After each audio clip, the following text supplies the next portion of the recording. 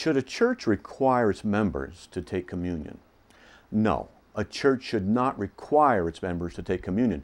There might be times in the Christian's life where the person's in sin, and it might be such a significant sin that it would be advisable for him not to take communion. Let's take, for example, that a person is committing adultery and knows that it is wrong, but is continuing to do so.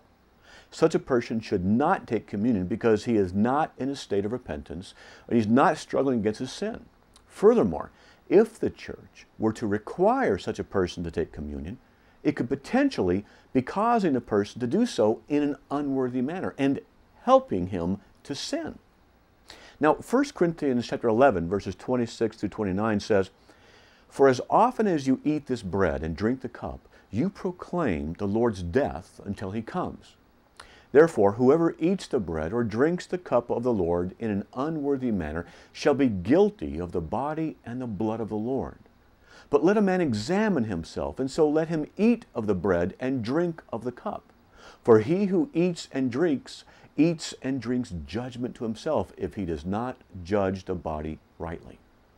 Now, since communion is meant only for true believers who have repented of their sins, and since some churches are so liberal that they are not really Christian and even encourage some sin, then requiring a person to take communion would essentially amount to contributing to a sinful act. So no, churches should not require people to take communion.